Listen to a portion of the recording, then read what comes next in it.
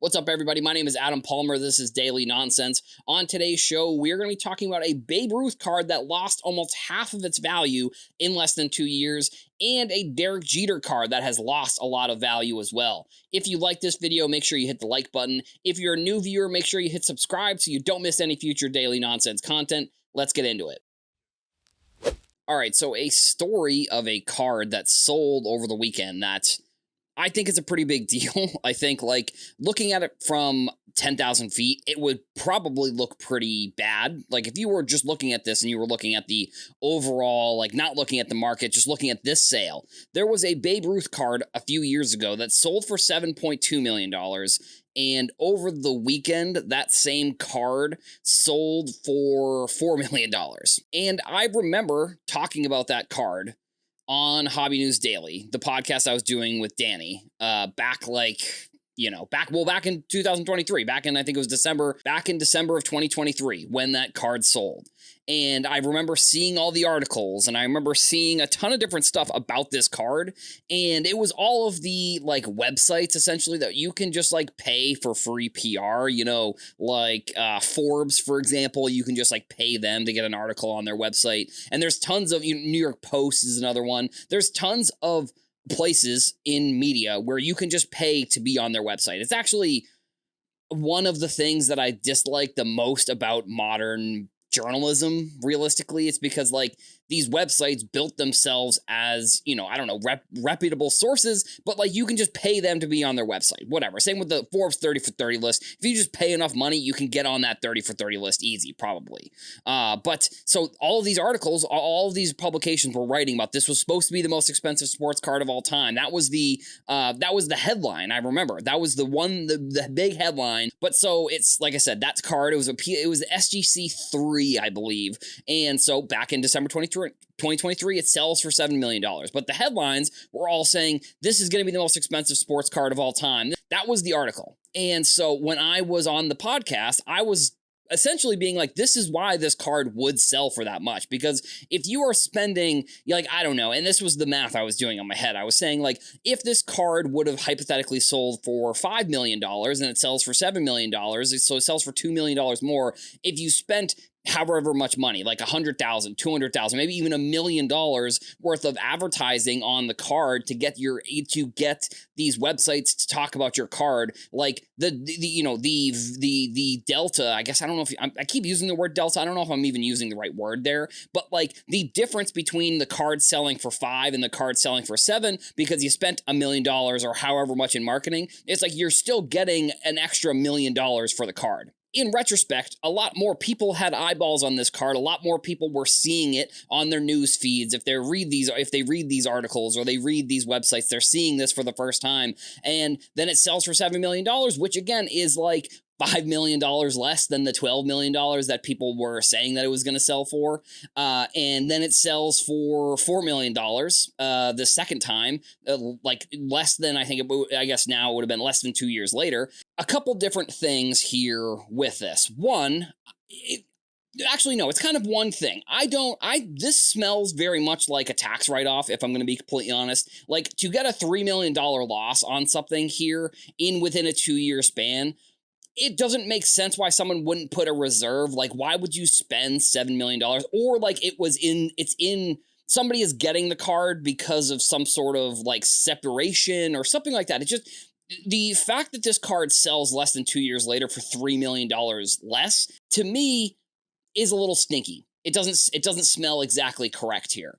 And like I said, it feels like it's just going to be a tax write-off. Like, you lost $3 million on the card. You essentially, like, depending on who bought it, like, and again, it's like, in this day and age, I don't even know who's buying and selling these cards. So it's like, you look at the person selling it. They sold the card for $4 million. They're getting a $3 million loss on it. Essentially, you got however much money in business because you own the card for $7 million. If you're not going to put some sort of reserve on the card, like, why, they lost almost half of the value of the $7 million. To me, a lot of stuff doesn't add up with that sale. And I think it also goes towards like marketing just in general. And this is the last point. There are a couple other smaller things I'll talk about, but this is sort of the bulk. I think that this was, an interesting case study of marketing in the sports card industry, because you had X amount of articles written about this card when it first originally sold, and then it sells for $7 million. And then I saw really no publicity about this card. Like, I don't know. I mean, it's like Golden, for example, when they are selling a card that has a lot of value, you're not going to stop seeing it on your timeline. And granted, that could be because I'm in the sports card industry and I see a lot of sports card stuff. But if Golden is selling a card that hypothetically could be the most expensive sports card of all time, they're going to post about it 10 times a day, every single day. So that way you see it. I didn't really see any marketing or advertising around this card. So, I mean, again, it's almost impressive that it's still sold for $4 million through Heritage, I believe, when I really didn't see much about this sale whatsoever. Like, I saw that it was ending over the weekend towards the end of the week last week, but then it sells for $4 million when it originally sold for $7. In my opinion, a lot of stuff doesn't add up with this card. Why would you not put a reserve on it if you're doing whatever? It feels like a tax write-off. It feels like a lot of things, but overall, I don't know. It just doesn't. Something about this is a little bit weird, and it's not exactly adding up, in my opinion. The other card that had a little bit of an interesting drop in value was there was an SP foil Derek Jeter PSA 10 rookie card that, around COVID time, that was like a $600,000 card. And we've seen a lot of high value sales of that card specifically. That card sold over the weekend through Fanatics Collects. They use an interesting scale where it's like the percentage of the PSA 10s, like the ones that they see, somehow they have them logged, or they have them in some sort of thing where they've seen them. So giving it a silver sticker is based on the other PSA 10s, but still, like, when you're buying sort of a card like that in a PSA 10 slab, maybe it's not in the best condition, because, PSA, depending on when that card got slabbed, they have varied in terms of like what their centering, that they've changed a little bit. Centering for the most part, and then, depending on who graded it. So it's like there are going to be a bunch of these PSA 10s for this card. And unfortunately, I don't know if this one specifically has sold, but like back like a couple years ago, that was like $600K. I wouldn't be surprised if like in a few years something happens. Like, I know that like Jeter going into the Hall of Fame was a big deal, so that's why you're kind of maybe seeing a little bit of a spike. I don't know what would have to happen for Jeter necessarily to see him get into the news a little bit more, because, the Marlins, I think he's like part owner, or he's like an operator of baseball or something like that. But there's no way that the Marlins are going to be good anytime soon. I actually can't believe that the MLB let Derek Jeter trade any players to the Yankees. Like, I can't believe that they let them trade Giancarlo Stanton to the Yankees. Like, I'll never get over that they allowed that to happen. Like, that's pretty crazy to me. But so this card overall, like I said, it's hard to get a PSA 10 on this card. So even though it is an NBA silver or whatever, there are still not that many PSA 10s. Like, if you look at how many of these cards there are, especially because this is from 93, when this was like towards the end of like the junk wax era, but still was like the 93.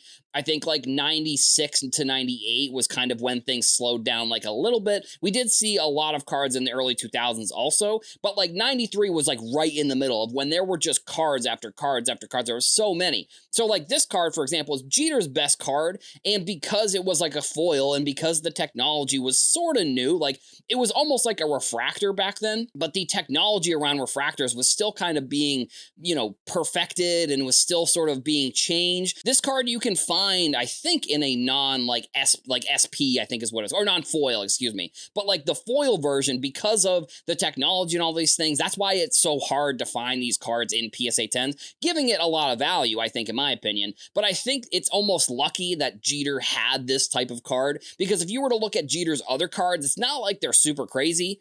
It's not like the price of them are going to be through the roof for any of those prices for any PSA 10s. This one is going to be like dynamic, is going going to be way higher than a lot of his other cards. But unfortunately, it looks like because I'm thinking it's because of the NBA silver sticker is why it dropped so much. Because to me, it seems a little weird for a card to just drop 200K almost for no reason. The NBA sticker is really the only thing I can think of, but it did lose, $200,000 worth of value, unfortunately. That's all we've got for today's episode. Make sure you leave a comment. Let us know what you thought about today's topics. Also, come back here to the Sports Card Nonsense YouTube channel every single day for more daily nonsense. Thank you all for watching, and I'll see you in the next one.